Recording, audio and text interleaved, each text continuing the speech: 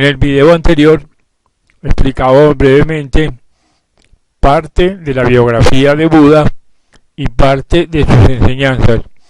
En este video vamos a continuar con el contenido de lo que Buda enseñaba y como siempre nos vamos a regir por un libro de la filósofa inglesa Anna Besant llamado Las 7 grandes religiones.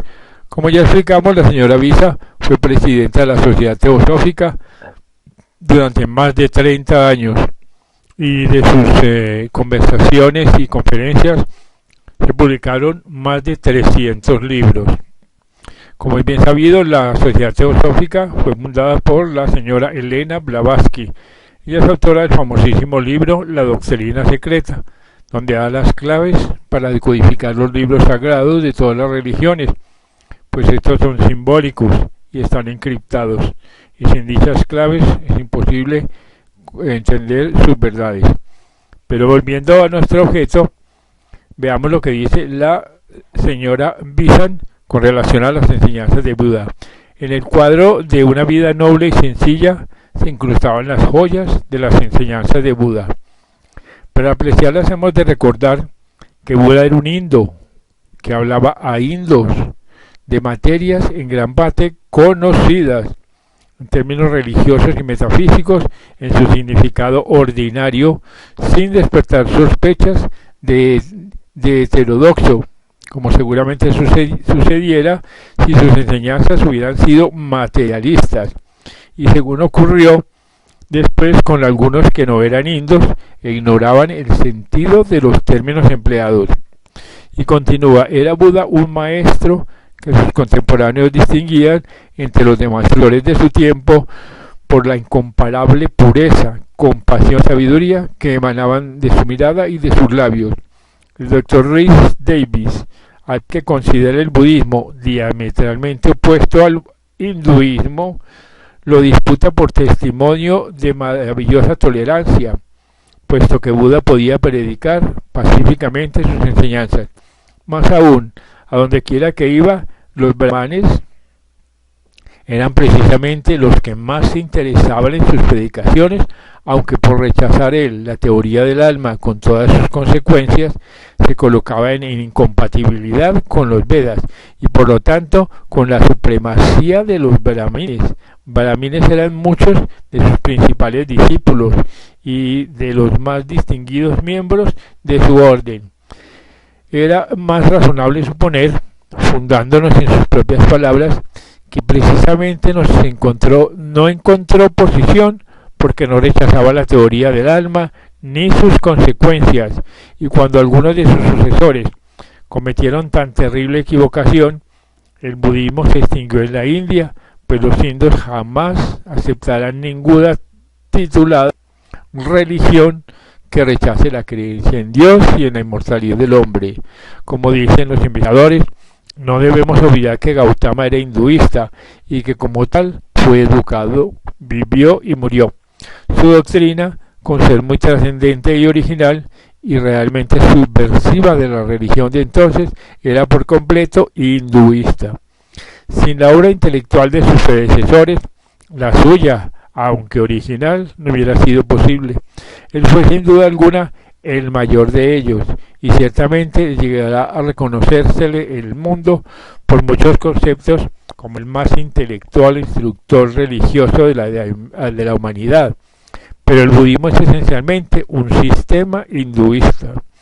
El mismo Buda fue durante su carrera un conspicuo hinduista, y cualquiera que sea su posición, comparado con otros instructores de Occidente, opinamos que fue el más grande, el más sabio y el mejor hinduista. Sus parábolas y enseñanzas entresacadas de las antiguas escrituras demuestran que hablaba siempre como hinduista que se dirigía a otros hinduistas. Prueba de ello es el triple dominio de la palabra, la mente y del cuerpo, tomado de Manu. La sentencia que dice: a quien detiene la cólera creciente como se detiene un canto en movimiento, le llamo yo verdadero conductor. Los demás solo empuñan las riendas, y referencia a los sentidos como caballos bien domados recuerda las enseñanzas de Jama en alguno de los libros. El funcionamiento del yo superior y el yo inferior está tomado del Bhagavad Gita, y de los Upanishads es la siguiente máxima: todo lo que somos es resultado de lo que hemos pensado, se funda en nuestros pensamientos, es construido de nuestro pensar.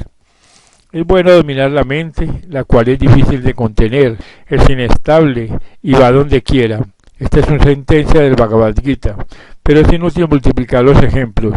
Baste decir que el gran maestro fue un eco atento de las antiguas escrituras, no porque las necesitase, pues lo sabía todo, sino para evitar que los ignorantes tropezaran y se apartasen de las creencias de sus padres. Consideremos ahora el conjunto de doctrinas y aprendamos algo, no solo de sus preceptos, sino también de sus métodos, que eran notablemente prácticos y adecuados a la conciencia de sus oyentes. No vacilaba un momento en hablar en lenguaje y términos claros acerca de las fallas y errores en que constantemente caen los hombres, pues Buda era un verdadero maestro cuyas palabras iluminaban la mente. Era pues fuerte y práctico, y muchas veces un incidente del momento le proporcionaba oportunidad para inferir una parábola o una historia que encerraba una lección de ética. En cierta ocasión suscitóse agria contienda entre sus discípulos, que llegaron a mirarse con prevención y recelo. Cada uno contenía con su vecino y éste respondía con actitud, con agritud, resultando que el odio reinaba en donde solo debía haber paz. Entonces Buda les refirió la historia del rey de Kaski, que declaró la guerra al de Kosala y se desposeyó de su reino. Así que el rey destronado y su esposa se fueron a vivir a una pobre cabaña en donde tuvieron un hijo. El pequeñuelo del rey destronado descubrió el escondite de su antiguo amo, y deseando captarse el favor del vencedor, le delató a este, quien hizo prender al fugitivo y a su esposa y los condenó a muerte. Al ser conducidos al lugar de la ejecución, el hijo de los infelices monarcas llegóse a ellos a través de la multitud, pero el padre murmuró a su oído: hijo mío, no seas largo ni corto, el odio no se apacigua con el odio, sino con el amor. Y dicho esto, subió al patíbulo. El hijo pensó mucho en las palabras de su padre sin comprenderlas, pero después entró al servicio personal e inmediato del rey que había condenado a sus padres. El rey amaba al joven y acostumbraba a dormir con la cabeza sobre sus rodillas. Un día en que así dormía, el joven príncipe pensó: el rey está en mi poder, mató a mis padres, me redujo a la miseria, está ahora inerme y voy a matarle. Y desnudó la espada, pero se acordó en aquel momento de las palabras de sus padres: no seas corto, y comprendió que significaban: no seas precipitado en tus acciones. Así que envainó la espada y recordó las otras palabras: el odio no se apacigua con el odio. Despertó el rey y dijo que había soñado que el rey desposeído le había matado. El joven, desenvainando otra vez la espada, le reveló quién era, diciéndole que su vida estaba en sus manos. Rogó al rey que no le quitase la vida, y el príncipe le respondió: en modo alguno, oh rey, por mi acción merezco la muerte, pero tú puedes devolverme la vida y otorgarme tu perdón. Así pues, él perdonó al rey la vida que podía quitarle, y el rey le perdonó la ofensa y le concedió la vida. Entonces el príncipe le refirió las últimas palabras de su padre: que no debe ser largo, o sea que no debía guardar rencor, que no debía ser corto, esto es, no precipitado en la acción, que el odio no cesa con el odio, sino con el amor. Si te matara, tus amigos me matarían a la vez, y mis amigos hubieran dado muerte a tus amigos, no cesando así nunca el odio, pero ahora nos hemos concedido mutuamente la vida, y el odio ha cesado con el amor. Entonces los discípulos dieron de mano a sus desavenencias y la paz se restableció en la orden. A una madre que deshecha en llanto estrechaba contra su seno el cadáver de su hijo, decía: te devolveré el hijo cuando me traigas un grano de mostaza de una casa donde nadie haya muerto. Esta bondadosa lección produjo más efecto que 100 sermones. Un hombre le insultaba violentamente en ocasión de estar predicando su doctrina y decía: al que neciamente me injuria, le devolveré la protección de mi amor sin resentimiento. Mientras más maldad salga de él, más beneficio saldrá de mí. Mientras el hombre le increpaba, Buda permanecía silencioso, sin responderle, compasivo de su local necedad. Al terminar el hombre de insultos, Buda exclamó: hijo, cuando un hombre al hacer un regalo a otro olvida las reglas de buena educación, la costumbre es decir: guardaos vuestro regalo. Hijo, me habéis injuriado incluso y rehuso vuestros insultos, y os pido que los guardéis para fuente de pesares. Porque así como el sonido es propiedad del tambor, la sombra de la sustancia, del mismo modo la desgracia se apodera de quien obra mal. El malvado que increpa al virtuoso es como el que escupe al cielo, su saliva cae sobre su persona. Es también como el que arroja lodo a otro con viento contrario, el lodo cae sobre el que lo arrojó. Así que el hombre virtuoso no recibe perjuicio. La desgracia que otro quisiera infligirle se vuelve contra el agresor. Algunas veces brilla un rasgo de buen humor entre el discípulo ansioso y el maestro algún tanto burlón. ¿Cómo debemos portarnos, Señor, con las mujeres?, le preguntaron al Buda. No las veas, Ananda, pero si las vemos, ¿qué hemos de hacer? Tente de hablar, Ananda. Pero si ellas nos hablan, Señor, ¿qué debemos hacer? Pues manteneos muy despiertos, Ananda. Esto es, mirad lo que hacéis, cuidad de vuestros pensamientos.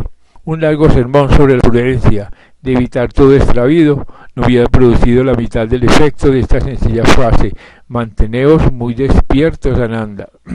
Entre las sorprendentes características de sus enseñanzas, advertimos el oculto hecho de que el mal solo puede acabar por medio de su opuesto, o sea, el bien.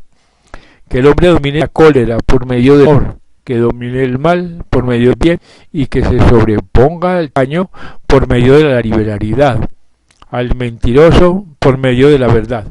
Así que el hombre debe ser fuerte, tener siempre una idea. El ardor es sendero de inmortalidad, o sea, la nirvana, y la negligencia es sendero de muerte. Los ansiosos no mueren, los indiferentes están ya como muertos.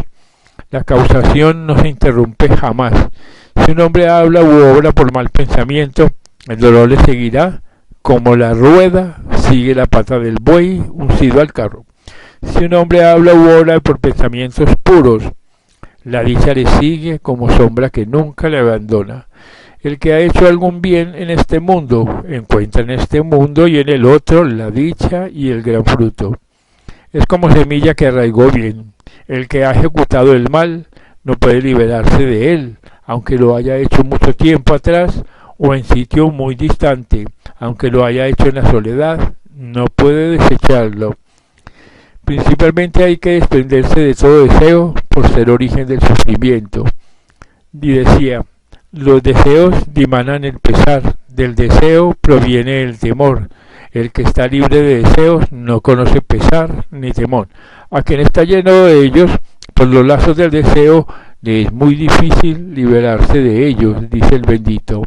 El hombre resuelto, que no se inquieta por los goces de los deseos, los rechaza y parte pronto. Así como el zapatero, una vez ha preparado bien las pieles, puede emplearlas en los zapatos, y así cuando uno ha desechado el deseo, alcanza la mayor dicha. Los deseos pues nunca se hartan, la sabiduría proporciona la felicidad. Ni aun en los placeres de los dioses encuentra satisfacción el discípulo del perfecto Buda. Solo se goza en la destrucción de los deseos. La doctrina se halla vigorosamente resumida en las siguientes palabras: evita toda mala acción, practica la más perfecta virtud, domina por completo tu mente, y esta es la doctrina de Buda. Así que importantísima es la enseñanza de Buda sobre el dominio de los arabas, o sea, los impulsos hacia los objetos del deseo. Él dice que hay 7, que deben abandonarse respectivamente mediante los siguientes medios. Primero, por la penetración en las cuatro grandes verdades que desvanecen la ilusión del yo, la vacilación y la dependencia de los ritos extremos. Segundo, por la subyugación de los cinco sentidos y de la mente. Tercero, por el debido empleo de los vestidos, limosnas y habitación, que deben usarse pero no gozarse en ellos. Cuarto, por la fortaleza contra el frío, calor, hambre y sed, tábanos, mosquitos, vientos, sol, serpientes, insultos y sufrimientos corporales externos. Quinto, por la evitación de los riesgos evidentes, lugares y compañeros peligrosos. Sexto, por carencia de malos pensamientos. Y séptimo, por el fomento de la sabiduría superior. Cuando uno haya hecho todo esto, entonces apagará la insaciable sed. La completa penetración de la mente rompe las ligaduras y pone fin al dolor. Sus enseñanzas éticas eran elevadísimas. Por ejemplo, la falta ajena se advierte fácilmente, pero difícil es ver la propia. El hombre avienta las faltas de su próximo como paja, pero oculta las suyas como el jugador tramposo oculta el dado adverso. Si uno le acecha las faltas de otro y siempre está dispuesto a ofenderse, crecerán sus propias pasiones y andará lejos de vencerlas. Buda gustaba de preguntar al que le hacía una pregunta en vez de responder a ella. Y en lugar de exponer una doctrina o una verdad en contestación a una pregunta, incitaba gradualmente al interrogador a que se contestase él mismo. Este es uno de los mejores métodos de enseñanza y el más a propósito para que un hombre comprenda la verdad. Así, cuando un joven brahman llamado Vaseta le preguntó si ciertos sabios brahmanes enseñaban debidamente el camino para llegar a la unión con Brahma, Buda replicó con una serie de preguntas cuyas respuestas demostró que los brahmanes no conocían a Brahma ni eran como él, pues aunque estaban versados en los Vedas, como dice Buda, omitían la práctica de las virtudes propias del verdadero Brahman y se inclinaban a los vicios comunes en los no brahmanes. Así que en este punto hizo Buda el siguiente resumen. No es posible que los brahmanes versados en los Vedas y que sin embargo alberguen cólera y malicia en su corazón como pecadores y sin dominio propio sean aptos después de la muerte, una vez degradado el cuerpo, para unirse a Brahma, que está libre de cólera, de malicia, de pecado y tiene dominio propio. Así cuando el mismo Vaseta preguntó a Tathagata cuál era el camino que conducía al mundo de Brahma, respondió: yo conozco a Brahma y el mundo de Brahma y el sendero que a él conduce, oh Vaseta. Sí, lo conozco como quien ha entrado en el mundo de Brahma y ha nacido en él. Él por sí mismo comprende perfectamente y ve frente a frente este universo, el mundo inferior con todos sus espíritus y los mundos superiores, los mundos de Mara y de Brahma, y todas las criaturas humanas y brahmanas, dioses y hombres, y entonces él comunica a otros su gran conocimiento. Cuando un hombre atraído por la verdad abandona su casa, entra en el estado sin hogar, lleva una vida noble y pura, compenetrándose con el mundo entero, con corazón amante que va muy lejos y es grande sobre medida. Este hombre se aproxima a la unión con Brahma y muy posible es que se una a Brahma, que después de su muerte, una vez desgregado su cuerpo. Todo esto nos da clave de las enseñanzas respecto de los brahmanes. Una y otra vez dice que deben ser tratados con respeto y reverencia, pero también una y otra vez dice que no es Brahman el vicioso, el que no se domina, el insaciable, el lleno de maldades del mundo. Así también dice a los suyos que no llama discípulo al que viste hábito amarillo, pero cuyas pasiones no están dominadas. Porque a Buda no le engañaban las apariencias ni el hombre externo, miraba el corazón y solo concedía el derecho de llevar nombre sagrado a los limpios de corazón. Exigía, como todo gran maestro, que los que llevasen el nombre sagrado honrasen ese nombre con su conducta y que no lo profanaran con la pasión, la lujuria, la cólera o la avaricia. Muy interesante esos testimonios respecto de los que hablan de los que habían sido los brahmanes. Habiéndole preguntado a algunos si los brahmanes de su tiempo eran lo mismo que los antiguos, dijo: los antiguos sabios tenían dominio sobre sí, eran penitentes, desdeñaban los objetos de los sentidos y estudiaban su propia dicha. Los brahmanes no tenían ganado, ni oro, ni granos. La meditación era su granero y su mejor tesoro. Los brahmanes eran inviolables, invencibles, protegidos por Dhamma. Nadie les rechazaba de la puerta a que llamaban. Durante 48 años practicaban la castidad, buscaban la ciencia y seguían conducta ejemplar. No se casaban con mujer de otros de otra casta, ni compraban esposa. No mataban las vacas, nuestras mejores amigas, que nos proporcionan medicina, sino que sacrificaban los regalos que se les hacían. De esta forma pues eran brahmanes airosos, altos, hermosos, célibes por naturaleza, celosos de sus diversas obras. Mientras vivieron en el mundo, esta raza prosperó, pero sobrevino cambio en ellos. Principiaron a desear riquezas, a matar vacas. Antes había 3 enfermedades: el deseo, el hambre y la decadencia, pero por matar las reses se multiplicaron hasta 98. Así que las cosas fueron así de mal en peor, hasta que perdió el Dhamma, los Sudas y otros se desvanecieron, y la esposa despreció al esposo.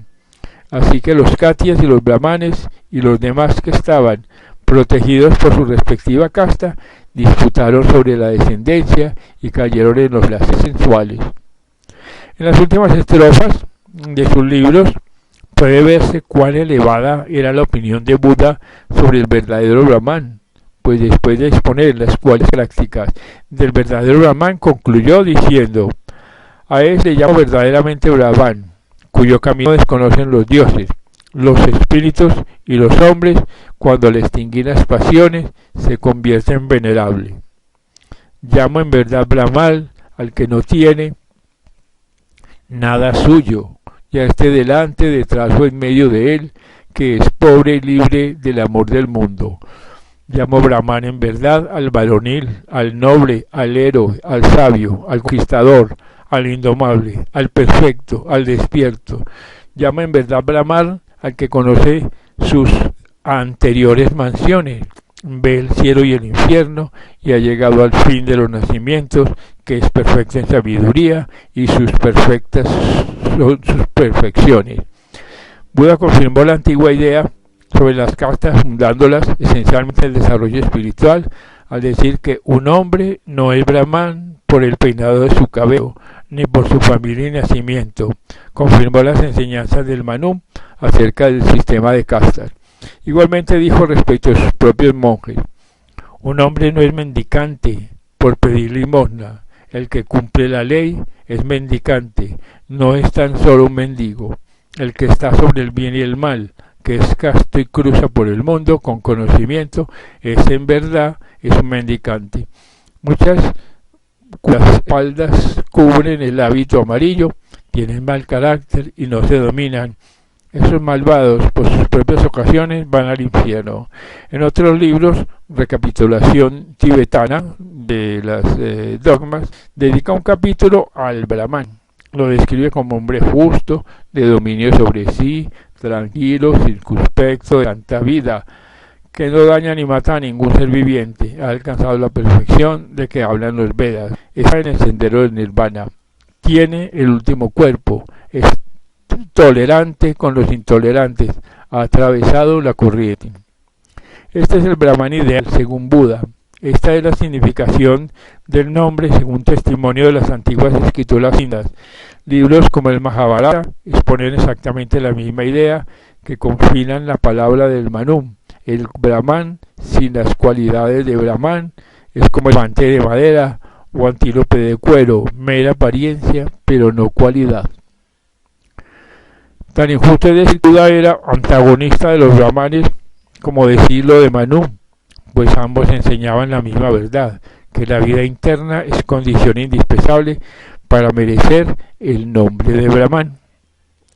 Y si se dice, como oigo decir a los indios, que al señalar las maldades de los brahmanes desea abolir la casta brahmánica, habríamos de suponer que deseaba abolir su propia orden de alumnos, pues declaró que el hábito amarillo no hacía al alumno, sino que le era necesario el dominio de sí mismo, vida pura y voto de pobreza. Tergiversar los hechos es suponer a Buda enemigo de los brahmanes y que trataba de abolir su casta, cuando lo que hizo fue sostener el antiguo concepto del brahman y recriminar a los que le deshonraban con su conducta. Si hubiese conseguido purificar la casta, le hubiera devuelto su antiguo esplendor, pero desgraciadamente no pudo y los pobres ideales que le restan se están extinguiendo rápidamente. El ocultista solo puede mantener el ideal imperecedero, y si los hombres al rechazarlo perecen, suya es la culpa. Respecto de los dioses, Buda no pensaba como a menudo se le atribuye, pues imposible era que así pensase quien conocía los mundos de los dioses y por lo tanto conocía el sendero que a ellos conduce y podía guiar por él a los hombres. En cierta ocasión, que le preguntaban cuál era el camino del mundo de Brahma, respondió preguntando a su vez al interpelante si sabía el camino de su aldea y podía indicarlo al viajero. El hombre contestó que por haber nacido allí conocía el camino. Así también replicó Buda, conozco yo el mundo de Brahma por haberlo visitado y me es familiar. Hay muchas alusiones a los dioses. En sus pláticas públicas de confusas creencias de los indios a quien dirigía, decía, por medio del amor se elevó Bhagavan a la categoría de los dioses. El discípulo se sobrepondrá a la tierra, al mundo de llama y al mundo de los dioses. Los dioses envidian a aquel que domina sus sentidos, como potros domados por el jinete. Vivamos pues dichosos, aun cuando nada poseamos. Seremos como los brillantes dioses que se alimentaban de la dicha. Habla verdad, no te lleves de la cólera. Da si te piden. Por esos pasos llegarás cerca de los dioses. En la iglesia del sur parece que ha muerto la fe en los dioses, pero la necesidad del culto innata en el hombre reaparece en la adoración tributada al mismo Buda. Así que en la iglesia del norte, menos contaminada de materialismo, perdura el culto a los dioses, con sus propios nombres indos. Vemos la Trimurti, con denominaciones budistas. Shiva vendría a ser Amitabha, o luz sin límites. Vishnu es Padmapani, o Avalokitesvara. Brahma es Manjushti, o sea, el representante de la sabiduría creadora. Y estrechamente relacionados con el concepto de las grandes jerarquías de los dioses están las ideas del cielo, que es el famoso Devachan hindú, y del infierno, que es el Kamaloka, o regiones del mundo invisible por los cuales pasa el hombre una vez que está fuera de su cuerpo. En modo alguno desconocía Buda estos estados, pues ambos los describe extensamente. Mahavagya menciona muchos infiernos, con algunos detalles en relación con el destino post-mortem de un bhikkhu, y también en otro sutta dice respecto a los malvados.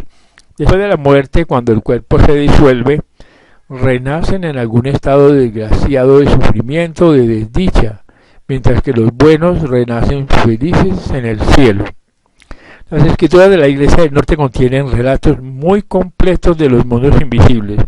El Kamaloka, constituido por la tierra y los 4 cielos inferiores, o mansiones de los devas, asuras, demonios, animales y hombres, que viene a ser el plano físico y el astral, la mansión de Mara, plano astral, y los 18 cielos del Rupaloka, que es el de Bachan, Rupa o Svarga, y más allá de esto el Arupal, 4 cielos, o estado estático de existencia real, en donde moran los discípulos de Buda que no han alcanzado la naturaleza imperecedera.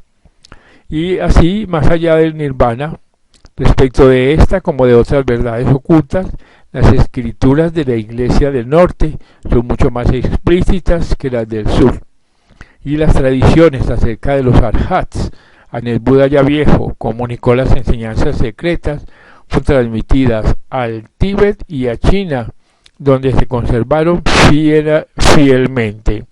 Esta pues es parte de las enseñanzas del Buda, y en el próximo capítulo terminaremos comentando otras de dichas enseñanzas.